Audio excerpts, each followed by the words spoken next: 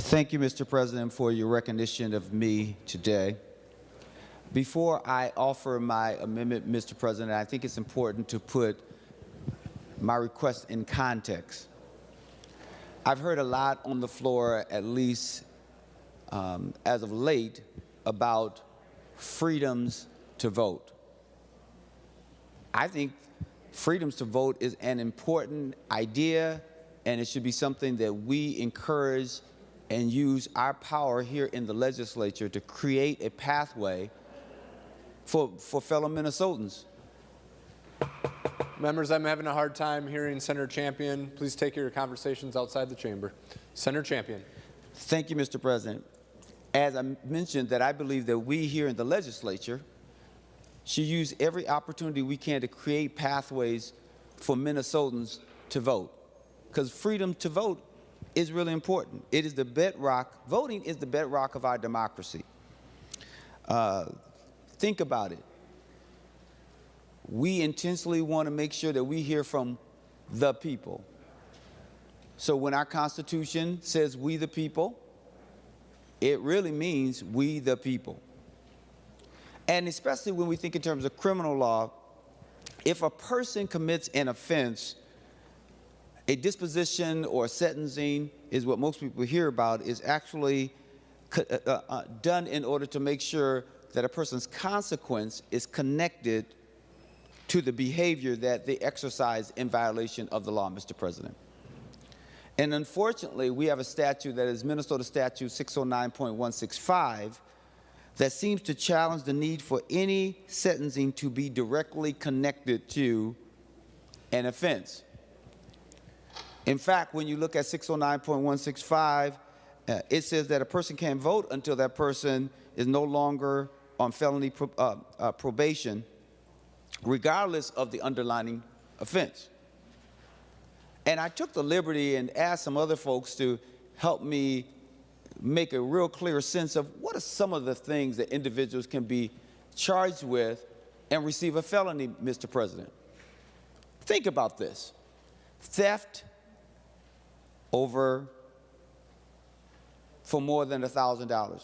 Let's say a person unfortunately goes into the store, Mr. President, and takes a Louis Vuitton bag or some high-end bag or a combination of clothes that equals to over $1,000 for whatever reason.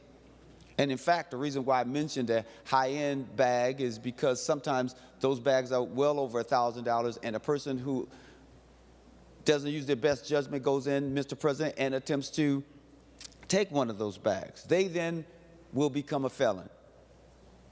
They wouldn't be able to vote. Mr. President, it's not only just that. I looked at driving a motor vehicle in a grossly negligent manner that causes harm. That makes a person a felon. And how about non-support of a spouse or child with some restrictions becomes a felony pursuant to Minnesota Statute 609.375, subdivision 2A. Think about it.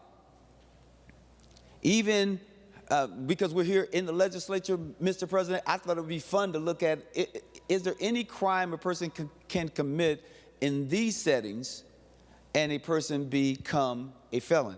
In fact, it's true. You can look under Minnesota Statute 609.425, where if you corrupt or influence a legislator, you are guilty of a felony.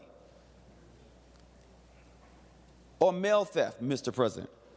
Or in fact, one of the things Senator Champion, we're on House File 1952. Do you have an amendment, or are you speaking about something in this bill? Mr. President, thank you for that question. You are so spot on, because this is about this bill, and I have an amendment. And as I mentioned, Mr. President, that I'm putting my amendment in context because I think it's important to do. Okay, Senator Champion, can we introduce the amendment so it's in front of us? Otherwise, what you're talking about technically isn't in front of us right now. Mr. President, if that's the way you'd like to proceed, I would be happy to do that. I will offer the A3 amendment, Mr. President. Senator Champion offers the A3 amendment.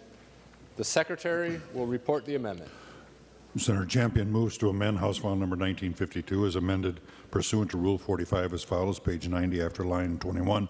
Insert, this is the A3 amendment. To the amendment, Senator Champion. Thank you. And Mr. President, because you asked such good questions and you are a very pointed one, I think I will point you to the specific place in this bill that this would apply to. How about Article 4? Article 4 talks about elections, and specifically what my amendment covers is saying that I think it's important, and Minnesotans believe it would be important, to restore one's voting rights. And the reason why I earlier, Mr. President, talked about some of the things that individuals could be found guilty of that would be a felony and therefore interrupt their ability to vote is because we sometimes think provocatively like it has to be something so serious and something so bad that we think here in Minnesota that should undermine a person's right to vote. And it doesn't. And in fact, I was going to a check under 609.535. There's a notion that's called check kiting. And what that means is usually those who are trying to make ends meet, at least in the past, that they would write a check. And they would write it a night before their direct deposit is scheduled to hit the bank account. And if the direct deposit doesn't hit the bank account, then that person would be technically guilty of this crime. Because at the time you write a check, you have to make sure that the funds are in the account. Not that the person intended to do anything wrong. Sometimes they are stretching their income in order to make it work. And so even though I've talked about, Mr. President, what takes away a person's right to vote, I've been talking about the criminal code, but I think you should look also outside the criminal code, because most people say it's criminal, right? That's the criminal code.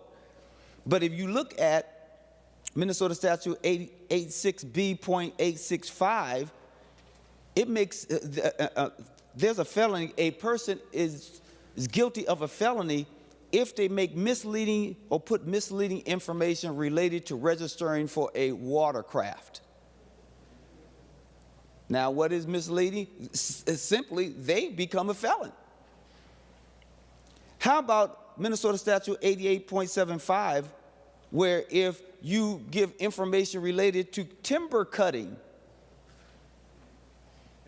and someone finds it problematic, that is a felony. Or if you defraud the state of timber, that's a felony under Minnesota Statute 90.41. So when we think in terms of the practice of undermining one's freedoms to vote, we must bring it into it. And as I offered the A3 amendment, what it attempts to do is restore a person's freedom or right to vote if they are not incarcerated.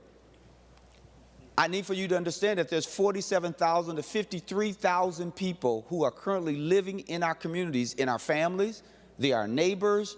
They are folks that we may know, Mr. President, who are in our communities paying taxes, raising children, doing every positive thing that one can do, who cannot vote. Who cannot vote. They are being denied the freedom to vote. And I think it's also important to remember that of that 47 to 53,000 people that I just mentioned, Mr. President, only 36% of them live in Hennepin or Ramsey County.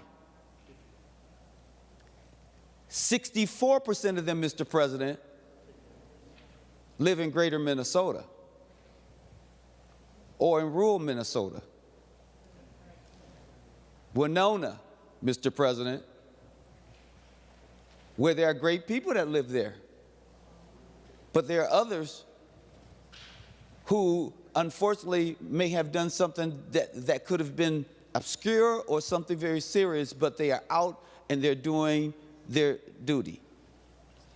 And we are denying them the freedom to vote. So this notion of denying Minnesotans a vote is a Minnesota problem.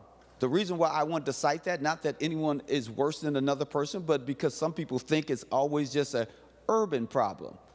This is a Minnesota problem. So we as Minnesotans must change the law that prevents our neighbors and friends from voting. And lastly, some people say, hey, if they've done something wrong under Minnesota Statute 609.165, once they're done with probation, then they can vote, because that's what our current law is. Once you're no longer on probation, then you can vote.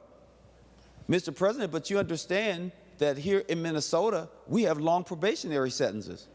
So an individual can be on probation for 10 years, 15 years, and they don't have an opportunity to even vote for the school board that their kids will attend, or in the district that their kids will attend. They can't vote for city council. They can't vote for a county commissioner, Mr. President. They can't vote for a state senator or state representative. They can't vote for their U.S. representatives. They can't vote for the President of the United States, but they're still paying taxes. They're still making positive contributions to our wonderful state. I believe, and I hope you will agree with me, that we must restore these hardworking folks' right to vote. And all empirical data says that when people are involved in pro-social activities, they will continue to do positive things. And I know, Mr. President, that we have a lot of people who are always talking about the importance of the next generation and our children. All empirical data says that when children see a parent vote, they will also become voters. So we are helping the next generation. So with that being said, Mr. President, I believe that restoring the right to vote not only helps Minnesotans now, but engages the next generation, and we should be a part of that important work. So I would ask that you support the A3 amendment, because it restores the right to vote of an individual who is no longer or has never been incarcerated. Thank you, Mr. President.